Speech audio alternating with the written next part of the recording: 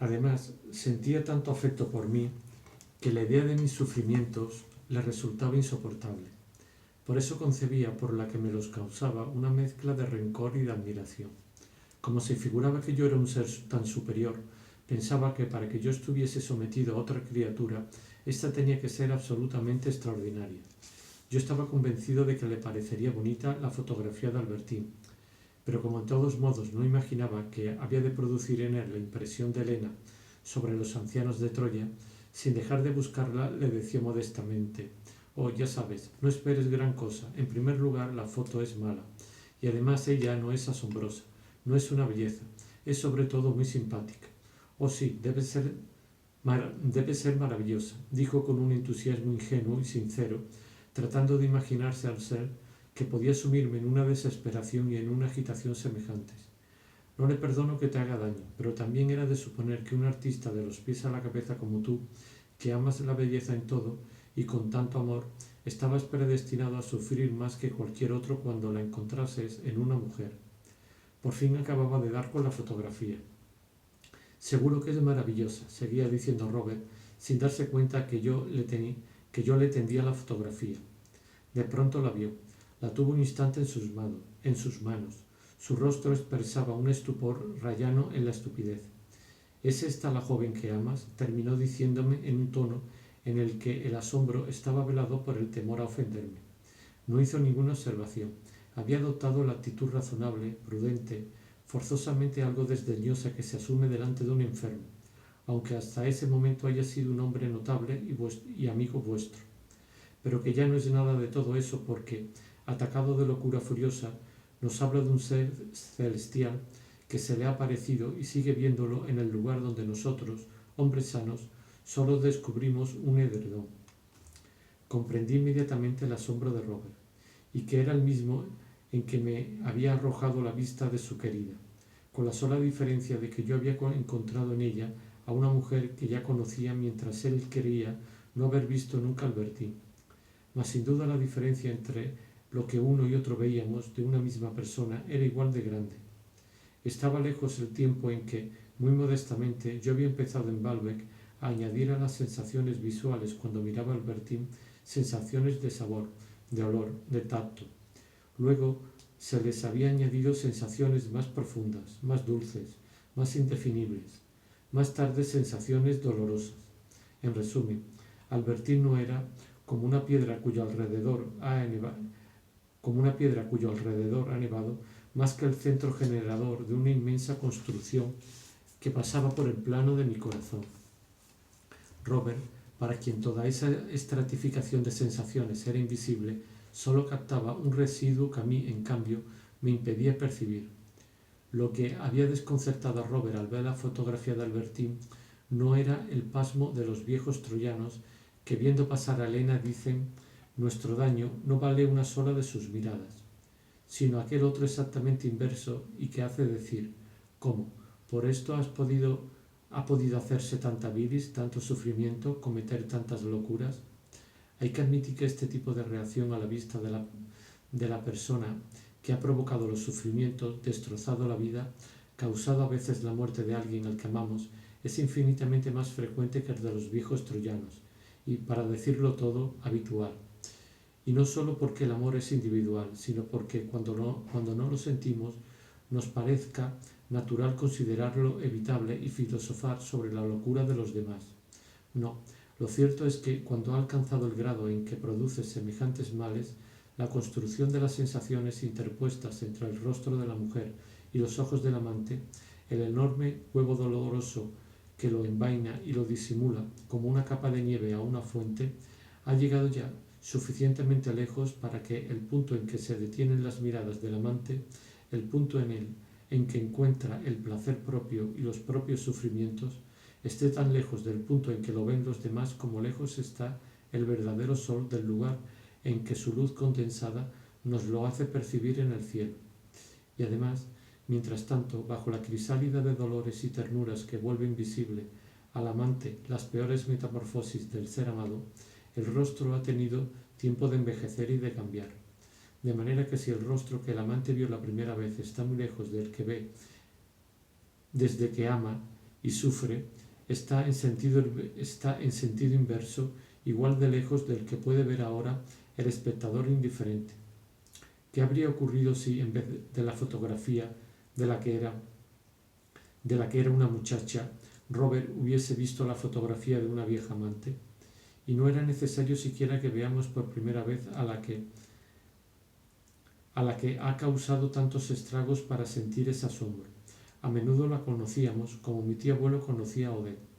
Entonces la diferencia de óptica se extiende no solo al aspecto físico, sino al carácter, a la importancia individual.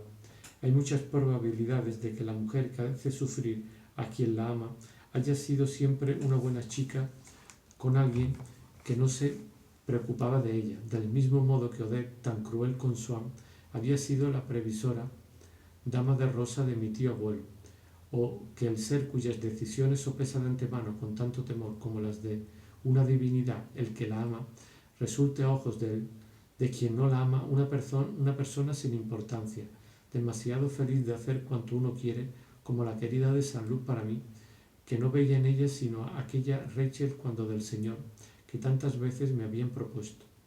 Recordaba la primera vez que la había visto con Saint-Loup, mi estupor ante la idea de que pueda uno torturarse por no saber lo que una mujer así había hecho determinada noche, lo que había podido decir en voz baja a alguien, porque había tenido un deseo de ruptura, porque sentía que todo ese pasado, pero de Albertine, y hacia el que cada fibra de mi corazón, de mi vida, se dirigía con un sufrimiento vibrátil y torpe, debía de parecerle igual de insignificante a Saint-Loup como quizá debía de parecérmelo a mí mismo un día, que poco a poco tal vez pasaría respecto a la insignificancia o a la gravedad del pasado de Albertine, del estado de ánimo en que me encontraba en ese momento o aquel en que se encontraba Saint-Loup, porque no me hacía ilusiones sobre lo que Saint-Loup podía pensar, sobre lo que cualquiera salvo el amante puede pensar, y no sufría demasiado por ello. Dejamos las mujeres bonitas a los hombres sin imaginación. Recordaba la trágica explicación de tantas vidas que, en un retrato genial y no muy parecido, como el que Elstir había hecho de Odette, y que no es tanto el retrato de un amante como del deformante amor, solo le faltaba lo que tantos retratos tienen, ser al mismo tiempo de un gran pintor y de un amante, y también se decía que Elstir lo había sido de Odette. Esa desemejanza la prueba toda la vida de un amante cuyas locuras no comprende nadie, toda la vida de un Swann. Pero basta que el amante sea además un pintor como Elstir, y entonces se profiere la clave del enigma. Por fin tenéis ante los ojos esos labios que el vulgo nunca ha visto en esa mujer, esa nariz que nadie le ha conocido, ese porte insospechado.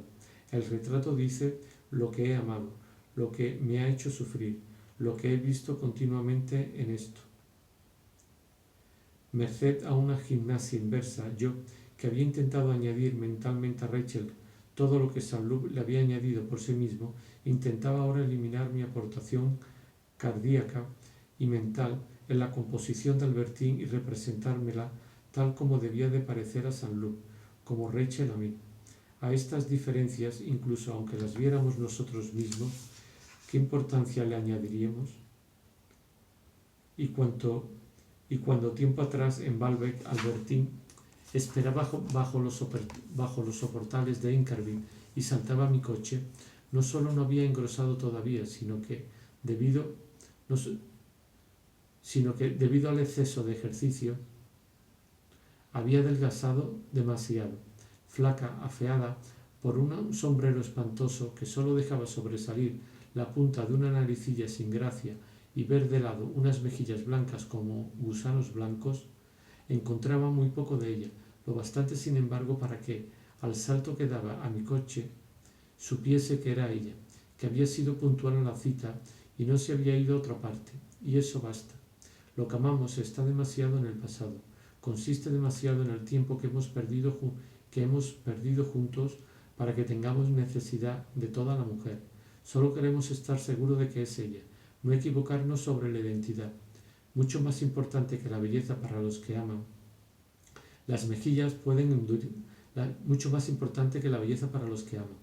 Las mejillas pueden hundirse, enflaquecer el cuerpo, hasta para los que al principio estuvieron más orgullosos ante los demás de su dominio sobre una belleza.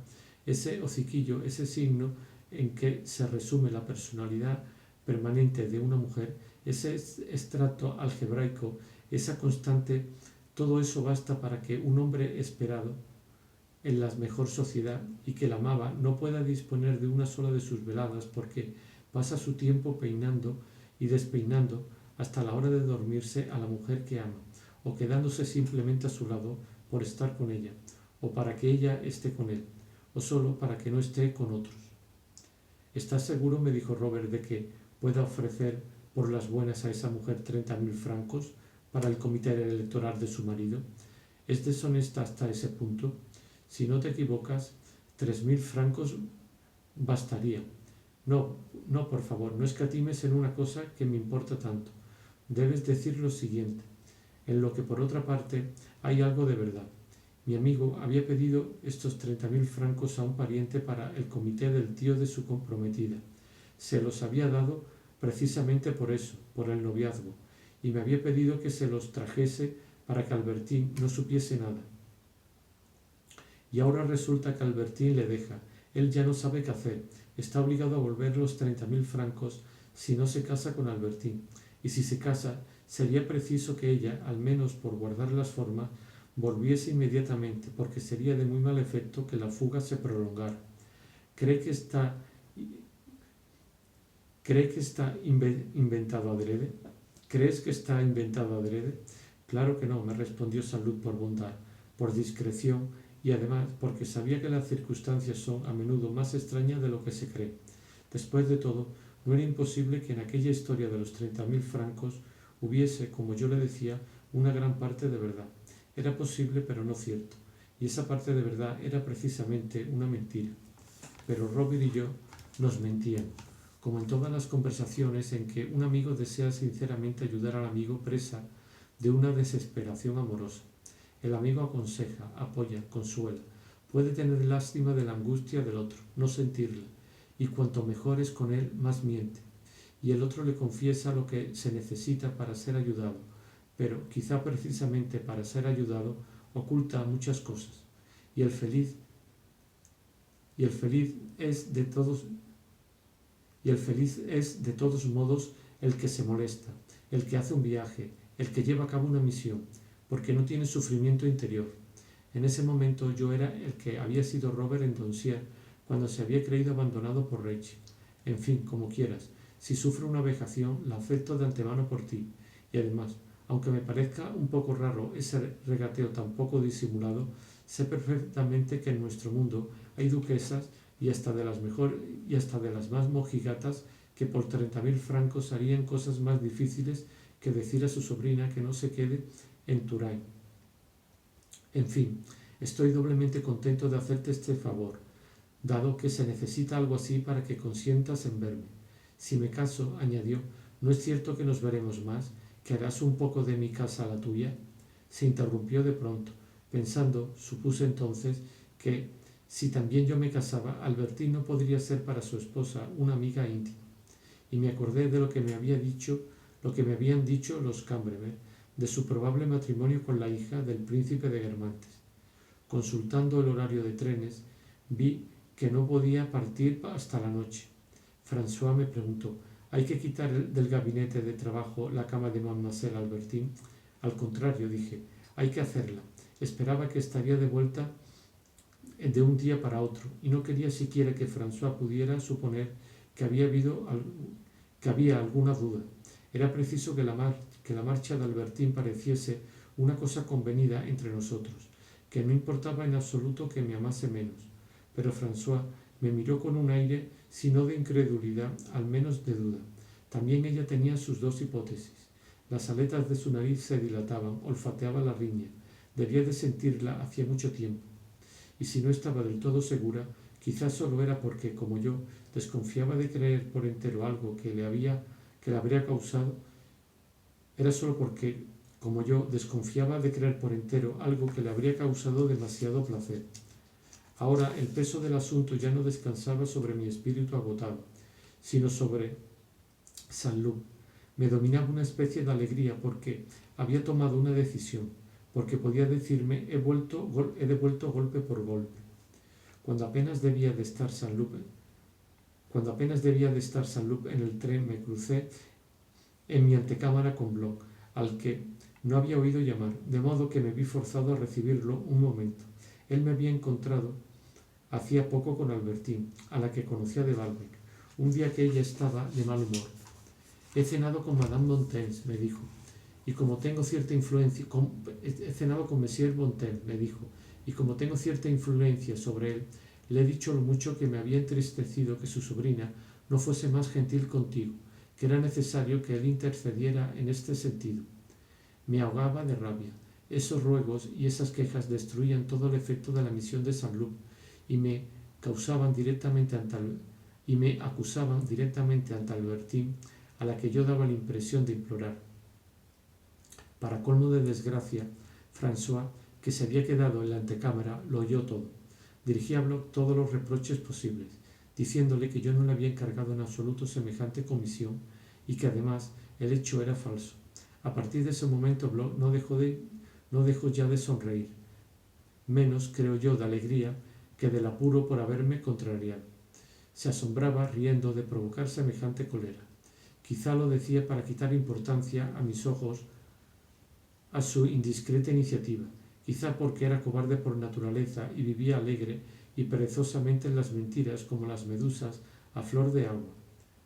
Quizá porque, incluso si hubiese pertenecido a otra raza de hombres, los otros, como nunca pueden situarse en el mismo punto de vista que nosotros, no comprenden la importancia del mal que sus palabras dichas al azar pueden causarnos. Acababa de dejarlo en la puerta sin encontrar ningún remedio que aportar a lo que había hecho, cuando llamaron de nuevo y François me entregó una citación del jefe de la policía. Los padres de la chiquilla que yo me había traído a casa a una hora habían querido presentar una denuncia contra mí por corrupción de menores. Hay momentos en la vida en los que una especie de belleza nace de la multiplicidad de problemas que nos asaltan, entrecruzados como motivos wagnerianos, y también de la noción emergente entonces de que los acontecimientos no están situados en el conjunto de los reflejos pintados en el pobre y pequeño espejo que la inteligencia lleva ante sí y que llama el porvenir, que están fuera y surgen de forma tan brusca como alguien que viene a constatar un delito flagrante. Una vez librado a sí mismo, un acontecimiento se modifica, bien porque el fracaso nos lo amplifique, bien porque la satisfacción lo reduzca, pero rara vez está solo. Los sentimientos que cada uno de ellos suscita se contraponen, y es en cierta medida, como lo experimenté al ver al jefe de policía, un revulsivo cuando menos momentáneo y bastante eficaz para las tristezas sentimentales como el miedo. Encontré en la jefatura de policía a los padres que me insultaron diciéndome: «Nosotros no comemos esa clase de pan». Me devolvieron los 500 francos que yo no quería tomar, y el jefe de policía, proponiéndose como inimitable ejemplo la facilidad de los presidentes de audiencia para las ocurrencias, cogía una palabra de cada frase que yo decía, palabra que le servía para dar una respuesta ingeniosa y abrumadora. De mi inocencia en aquel hecho no se trató siquiera por ser la única hipótesis que nadie quiso admitir ni por un momento. Sin embargo, las dificultades de la inculpación me permitieron salir del paso con una reprimenda extremadamente violenta mientras los padres estuvieron allí, pero en cuanto se marcharon, el jefe de policía, al que le gustaban las niñas, cambió de tono y me reprendió como a un compadre. «Otra vez sea usted más cauto. Diantre, no hay que levantar de esa forma tan brusca una pieza o se falla. Además, en cualquier sitio encontrará chiquillas mejores que esa y por mucho menos dinero». Era una cantidad locamente exagerada. Estaba tan convencido de que, si trataba de explicarle la verdad, no me comprendería, que aproveché sin decir palabra el permiso que me dio para retirarme. Hasta que llegué a casa, todos los transeúntes me parecieron inspectores encargados de espiar mis movimientos y mis gestos. Pero ese leitmotiv, lo mismo que el de la rabia contra Bloch, se apagaron para dejar sitio únicamente al de la marcha de Albertín, y éste volvía, pero en un tono casi alegre, desde que Saint-Loup había partido. Desde que se había encargado de ir a ver a Madame Bontemps, mis sufrimientos se habían dispersado. Creía que era por haber actuado, lo creía de buena fe, porque nunca sabemos lo que se oculta en nuestra alma. En el fondo, lo que me hacía feliz no era, como creía, haberme descargado de mis indecisiones sobre Saint-Loup, pero tampoco me equivocaba del todo. El específico para curar un acontecimiento desgraciado, las 3/4 partes de los acontecimientos lo son, es una decisión, porque ésta, gracias a un brusco viraje de nuestros pensamientos, tiene por efecto interrumpir el flujo de los que derivan del acontecimiento pasado y cuya vibración prolonga romperlo, mediante un flujo inverso de pensamientos inversos procedentes del exterior, del futuro. Mas estos pensamientos nuevos son, sobre todo, benéficos para nosotros, y este era el caso por el que, para los que me asediaban en aquel momento, cuando desde el fondo de ese futuro es una esperanza lo que nos trae. Lo que de hecho me hacía tan feliz era la secreta certeza de que, como la misión de Saint-Loup no podía fracasar, Albertín no podía dejar de volver.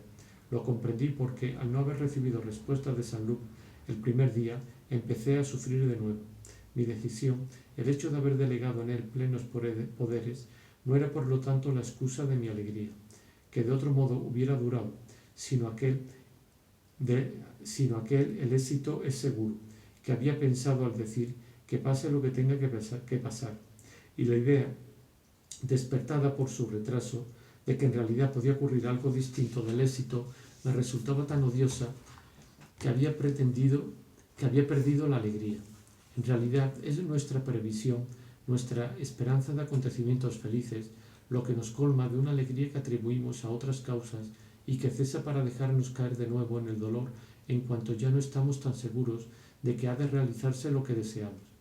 Es siempre esa convicción invisible lo que sostiene el edificio de nuestro mundo sensitivo, que privado de ella vacila. Hemos visto que esa convicción constituía para nosotros el valor o la nulidad de los seres, la ebriedad o el fastidio de verlos. También funda la posibilidad de soportar un dolor que nos parece mediocre simplemente porque estamos persuadidos de que va a terminar, o su repentino crecimiento hasta que una presencia valga tanto, a veces más incluso que nuestra vida. Algo, por otra parte, terminó por volver la pena de mi corazón tan aguda como lo había sido en el primer instante y como hay que confesar que ya no lo era. Fue releer una frase de la carta de Albertín. Por mucho que amemos a los seres, el sufrimiento de perderlos cuando en aislamiento solo estamos frente a él, al que nuestra alma da en cierta medida la forma que quiere, ese sufrimiento es soportable y distraído y distinto de ese otro menos humano, menos nuestro, tan imprevisto y extraño como un accidente en el mundo moral y en la región del corazón que tiene por causa menos directamente los seres mismos que la forma en que nos hemos enterado de que no volveremos a verlos. En cuanto a Albertín, podía pensar en ella llorando dulcemente, aceptando no verla ya aquella noche, como tampoco ayer, pero releer mi decisión es irrevocable, era distinto. Era como tomar un medicamento peligroso que me hubiera provocado una crisis cardíaca a la que no se puede sobrevivir. Hay en las cosas, en los acontecimientos, en las cartas de ruptura, un peligro particular que amplifica y desnaturaliza el dolor mismo que pueden causarnos los seres. Mas aquel sufrimiento duró poco. Estaba tan seguro, pese a todo, del éxito de la habilidad de Saint-Loup. Me pareció la vuelta de Albertín una cosa tan cierta que me pregunté si había hecho bien deseándola. Sin embargo, me alegraba. Por desgracia para mí, que creía concluido el asunto de la policía, François vino a anunciarme que un inspector había venido a informarse de si yo solía recibir muchachas en casa, que el portero, creyendo que se hablaba de Albertín, había respondido que sí, y que desde ese momento la casa parecía vigilada. En adelante me sería por siempre imposible traer a una chiquilla para que me consolara en mis penas, a menos de exponerme ante ella a la vergüenza de que surgiese un inspector y ella me tomase por un delincuente. y al mismo tiempo comprendí que se vive para ciertos sueños más de lo que se cree. Desde el momento en que la imposibilidad definitiva de acunar a una chiquilla me pareció que quitaba a la vida todo su valor. Pero además comprendí hasta qué punto es comprensible que la gente rechace tranquilamente la fortuna y arriesgue la muerte cuando nos figuramos que el interés y el miedo a morir rigen el mundo. Pues si hubiera pensado que hasta una chiquilla desconocida podía hacerse de mí por la llegada de un policía una idea vergonzosa, ¿cuánto más habría preferido matarme? Ni siquiera había comparación posible entre los dos sufrimientos, porque en la vida la gente nunca piensa que aquellos a los que ofrecen dinero, a los que amenazan de muerte, pueden tener un amante o simplemente incluso un amigo, cuya estima les importa aunque no les importe la suya propia. Pero de repente, por una confusión de la que no me di cuenta, pues no pensé que Albertín, por ser mayor, pudiera vivir en mi casa e incluso ser mi amante, me pareció que también podía aplicarse a Albertín la corrupción de menores. Entonces tuve la impresión de que la vida estaba llena de obstáculos por todas partes, y al pensar que no había vivido castamente con ella, en el castigo que se me infligía por haber acunado a una chiquilla desconocida, encontré esa relación que casi siempre existe entre los castigos humanos y que hace que casi nunca pueda hablarse de condena injusta ni de error judicial, sino de una especie de armonía entre la idea falsa que de un acto inocente se hace el juez y los hechos culpables que ha ignorado. Pero entonces, al pensar que el regreso de Albertín podía acarrearme una condena infamante que me degradaría a sus ojos y quizá podía ocasionarle un daño que nunca me perdonaría, dejé de desear ese regreso. Me espantó. Habría querido telegrafiarle que no volviese, e inmediatamente, acallando todo lo demás, me invadió el deseo apasionado de que volviese. Y es que, después de tomar en consideración por un instante la posibilidad de decir que no volviese y de vivir sin ella, de pronto me sentí dispuesto en cambio a sacrificar todos los viajes, todos los placeres, todos los trabajos, para que Albertín volviese. Hasta ese punto mi amor por Albertín, cuyo destino había querido poder prever de acuerdo al que sintiera por Gilbert, se había desarrollado en perfecto contraste con este último. Qué imposible era para mí estar sin verla. Y para cada acto, hasta para el más mínimo, pero que antes se bañaba en la atmósfera feliz de la presencia de Albertín, tenía que empezar cada vez con nuevos gastos y con el mismo dolor el aprendizaje de la separación. Luego la concurrencia de otras formas de la vida relegaba a la sombra ese nuevo dolor, y durante esos días que fueron los primeros de la primavera, tuve incluso, mientras esperaba que Saint-Loup pudiera ver a Madame Montaigne, algunos momentos de agradable calma imaginando Venecia y bellas mujeres desconocidas. En cuanto me di cuenta, sentí dentro de mí un terror pánico. Aquella calma que acababa de saborear era la primera aparición de esa gran fuerza intermitente que iba a luchar en mí contra el dolor, contra el amor, y que terminaría dando cuenta de ellos. Lo que acababa de saborear por anticipado y cuyo presagio acababa de conocer era, no solo por un momento, lo que más tarde se convertiría para mí en un estado permanente, una vida en la que no podría seguir sufriendo por Albertín, en la que ya no la amaría, y mi amor, que acababa de reconocer al único enemigo que habría podido vencerlo, el olvido, se echó a temblar, como un león que en la jaula donde lo han encerrado ha visto de pronto a la serpiente pitón que lo devorará. Pensaba todo el tiempo en Albertín, y al entrar en mi cuarto, François nunca me decía con suficiente rapidez para abreviar mi angustia: no hay cartas, pero de vez en cuando lograba, haciendo pasar esta o aquella corriente de ideas a través de mi pena, renovar, airear un poco la atmósfera viciada de mi corazón. Por la noche, en cambio, si conseguía dormirme, era como si el recuerdo de Albertín hubiera sido el medicamento que me había procurado el sueño, y cuyo efecto, al interrumpirse, fuese a despertarme. Mientras dormía, pensaba todo el tiempo en Albertín. Era un sueño suyo especial que ella me daba y en el que, por otra parte, yo no tendría ya la libertad, como estando despierto, de pensar en otra cosa. El sueño, su recuerdo, eran las dos sustancias mezcladas que nos hacen tomar juntas para dormir. Por otra parte, despierto, Mi sufrimiento iba aumentando cada día en lugar de menguar. Y no es que el olvido dejase de cumplir su tarea, pero por eso mismo favorecía la idealización de la imagen añorada y con ello la asimilación de mi sufrimiento inicial a otros sufrimientos análogos que la reforzaban. De cualquier modo, esa imagen aún era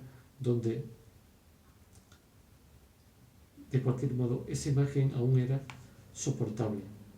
Pero si de pronto pensaba en su cuarto, en aquel cuarto donde la cama seguía vacía, en su piano, en su automóvil, perdía toda mi fuerza, cerraba los ojos, inclinaba la cabeza sobre el hombro izquierdo como los que van a desmayarse.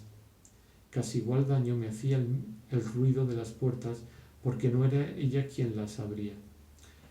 Cuando pudo haber llegado un telegrama de Saint-Loup, no me atreví a preguntar: ¿no hay telegramas? Por fin llegó uno, pero que no hacía sino retrasar todo, diciéndome: esas señoras se han ido por 3 días.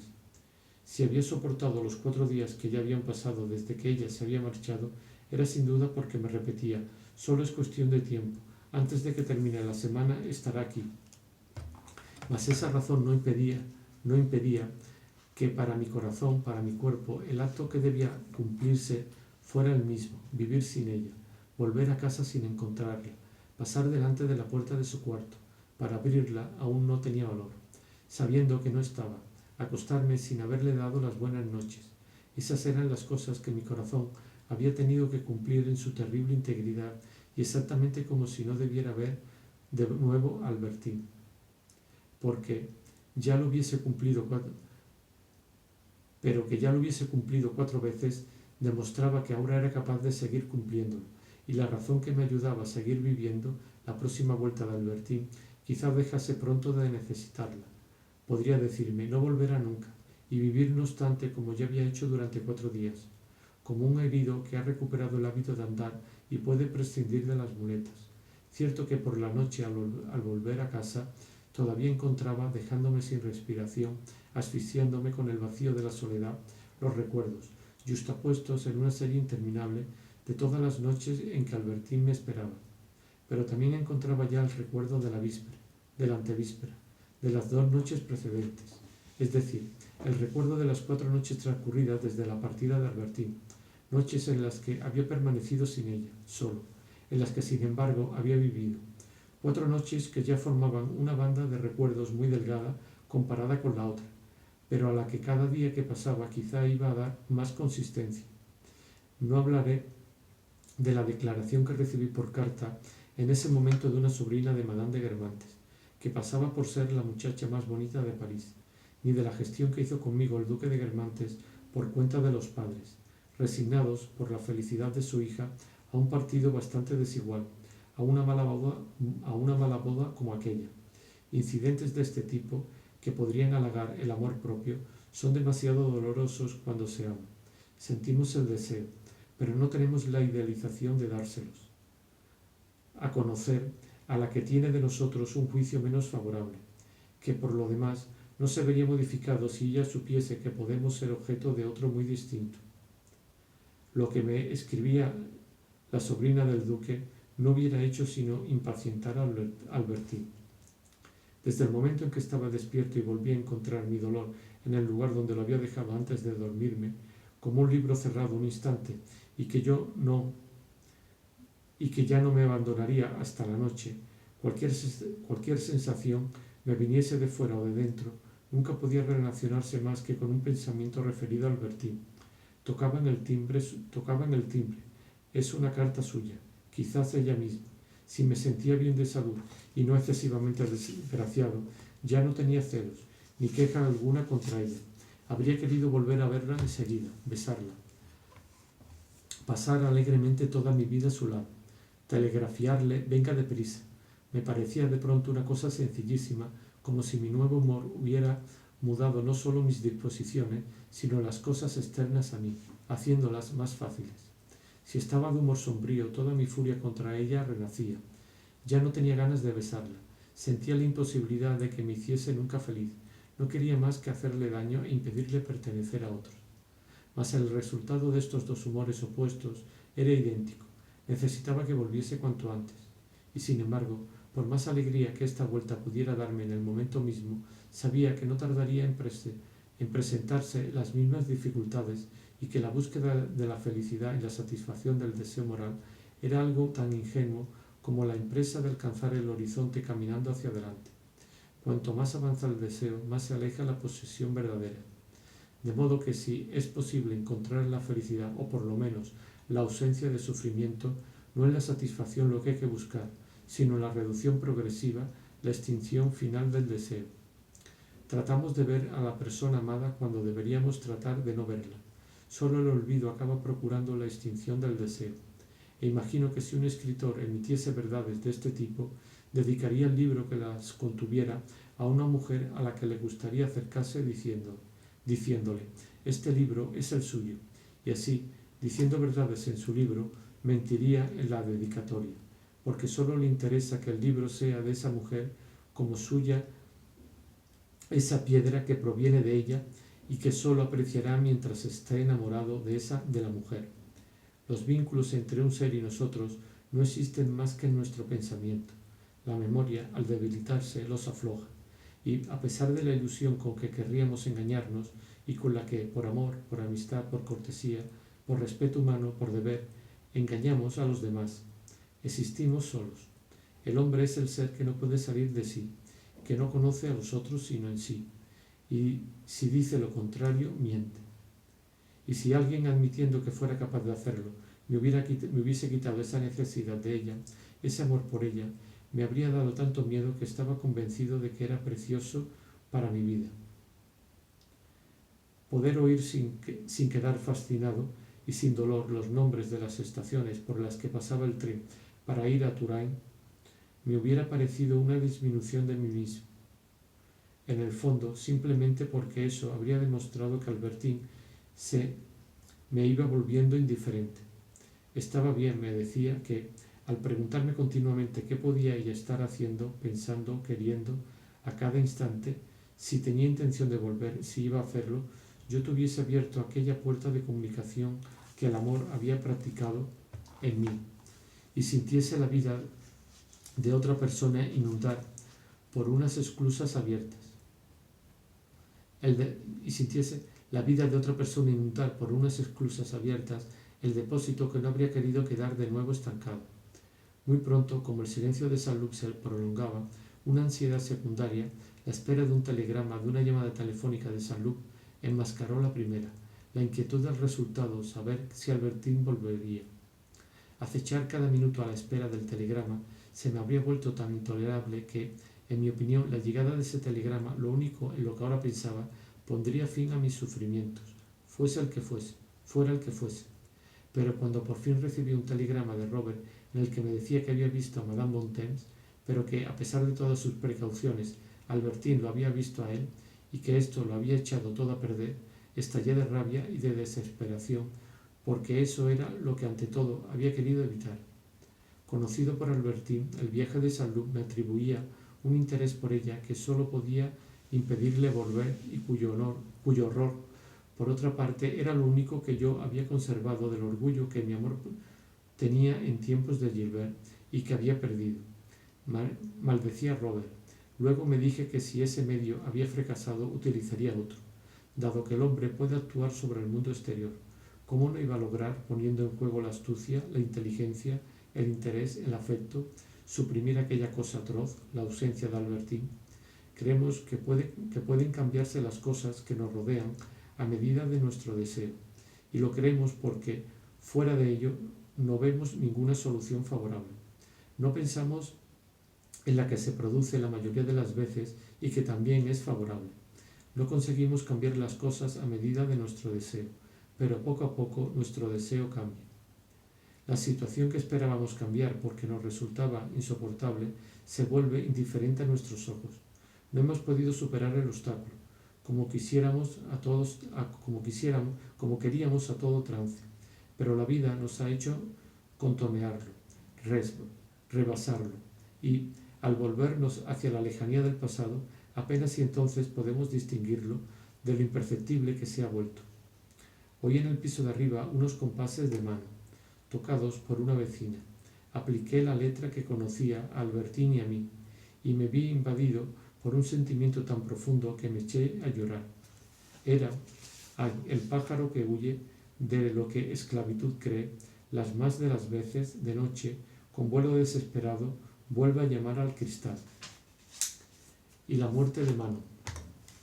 Mano, respóndeme, único amor de mi alma. Solo hoy he conocido la bondad de tu corazón. Ya que Manon volvía a Desgriós, me parecía que yo era para Albertín el único amor de su vida. Ay, es probable que si ella hubiera oído en ese momento la misma canción, no habría sido yo aquel al que hubiera adorado bajo el nombre de Desgriós. Y de habérsele ocurrido tal idea, mi recuerdo le habría impedido enternecerse escuchando aquella música que, sin embargo, coincidía, aunque mejor escrita y más fina, con el género del que ella amaba. En cuanto a mí, no tuve valor para dejarme llevar por la dulzura de pensar que Albertín me llamase único amor de mi alma, y hubiera reconocido que se había equivocado sobre lo de la esclavitud, sobre lo que esclavitud cree. Sabía que no se puede leer una novela sin dar a la heroína los rasgos de aquella a quien se ama. Por más feliz que se sea al final del libro, nuestro amor no ha adelantado un solo paso, y una vez cerrado la que amamos y que por fin ha venido a nosotros en la novela, no por ello nos ama más en la vida. Furioso telegrafié a Saint-Loup que volviese cuanto antes a París, para evitar al menos la apariencia de añadir la agravante de la insistencia a una iniciativa que tanto había deseado mantener oculta. Pero antes incluso de que, siguiendo mis instrucciones, estuviese de vuelta, fue de la propia Albertín de quien recibí este telegrama. Amigo mío, ha enviado usted a su amigo Saint-Loup a mi tía, lo cual era insensato. Querido amigo, si tenía necesidad de mí, ¿por qué no haberme escrito directamente? Me habría hecho muy feliz volver. No repita más estas iniciativas absurdas. Me habría hecho muy feliz volver. Si decía eso, era que lamentaba haberse marchado, que solo buscaba un pretexto para volver. Por lo tanto, bastaba con hacer lo que me decía, escribirle que la necesitaba y volvería. Por lo tanto, iba a volver a verla, a ella, a la Albertín de Balbec, porque había vuelto a serlo para mí desde que se había marchado, como una caracola a la que no prestamos atención cuando la tenemos siempre sobre la cómoda y luego, una vez que nos separamos de ella para darla o por haberla perdido, pensamos en ella, cosa que ya no hacíamos. Albertín me recordaba toda la belleza gozosa de las montañas azules del mar. Y no solo ella se había convertido en un ser de imaginación, es decir, deseable, sino que mi vida con ella se había vuelto una vida imaginaria, es decir, liberada de toda dificultad, de modo que me decía, qué felices vamos a ser. Pero desde el momento en que tenía la certeza de aquella vuelta, no había que dar la impresión de apresurarla, sino por el contrario, borrar el mal efecto de la gestión de Saint-Loup, a quien más tarde siempre podría yo desautorizar, diciendo que había obrado por su cuenta, porque siempre había sido partidario de aquella boda. Mientras releía su carta, y a pesar de todo me sentía decepcionado por lo poco que hay de una persona en una carta. Verdad es que los caracteres trazados expresan nuestro pensamiento, como también hacen nuestros rasgos, porque siempre nos encontramos en presencia de un pensamiento, pero, de cualquier modo, en la persona solo captamos el pensamiento después de haberse difundido en esa corola del rostro abierta como una ninfea, que, sin embargo, lo modifica mucho, y una de las causas de nuestras perpetuas decepciones en amor quizás sea esas perpetuas desviaciones que hacen que, en espera del ser ideal que amamos, cada cita nos ofrezca una persona de carne que ya contiene muy poco de nuestro sueño. Y luego, cuando reclamamos algo de esa persona, recibimos una carta suya en la que de la persona queda muy poco, como en las letras del álgebra ya no queda la determinación de las cifras de la aritmética, que a su vez tampoco contienen ya las cualidades de los frutos o de las flores humanas. Y sin embargo, el amor, ser amado, sus cartas, son tal vez otras tantas traducciones, por poco satisfactorio que sea pasar de lo uno a lo otro, de la misma realidad, ya que la carta solo nos parece insuficiente al leerla, pero sudamos muerte y pasión mientras no llega, y basta para calmar nuestra angustia, sino para satisfacer con sus pequeños signos negros nuestro deseo, que siente como en ellos, pese a todo, solo hay la equivalencia de una palabra, de una sonrisa, de un beso, no estas cosas mismas. Escribí a Albertín: amiga mía, precisamente iba a escribirle y le agradezco que me diga que, si lo hubiera necesitado, habría venido. Está bien, de su parte, comprender de una forma tan elevada la devoción de un antiguo amigo, y por ello no puedo sino aumentar mi estima por usted. Pero no se lo había pedido y no se lo pediré. Volver a vernos, por lo menos hasta dentro de mucho tiempo, quizá no sería penoso para usted, muchacho insensible, pero para mí, a quien a veces ha creído tan indiferente, lo sería mucho. La vida nos ha separado. Usted ha tomado una decisión que yo creo muy sensata y que ha tomado en el momento justo, con un presentimiento maravilloso, porque se marchó usted el día siguiente de aquel en que yo acababa de recibir el consentimiento de mi madre para pedir su mano. Se lo habría dicho al despertarme, cuando recibí la carta, al mismo tiempo que la de usted. Quizá luego usted hubiera tenido a penarme marchándose entonces, y quizá hubiéramos unido nuestras vidas, por lo que quién sabe si habría sido para nosotros la infelicidad. Si tenía que ser así, bendita sea su sensatez. Perderíamos todo su fruto volviendo a vernos. Y no es que no sea para mí una tentación, pero no es mucho mi mérito resistiendo a ella. Ya sabe lo inconstante que soy y que olvido enseguida. Por eso no soy muy digno de lástima. A menudo me ha dicho usted que sobre todo soy un hombre de costumbres. Las que empiezo a adquirir sin usted no son muy firmes todavía. Por ahora, evidentemente, las más firmes siguen siendo las que tenía con usted y que su marcha ha alterado. No lo serán por mucho tiempo. Precisamente por eso había pensado aprovechar estos últimos días en los que vernos aún no sería para mí lo que será dentro de una quincena, antes quizá perdóneme la franqueza, trastorno.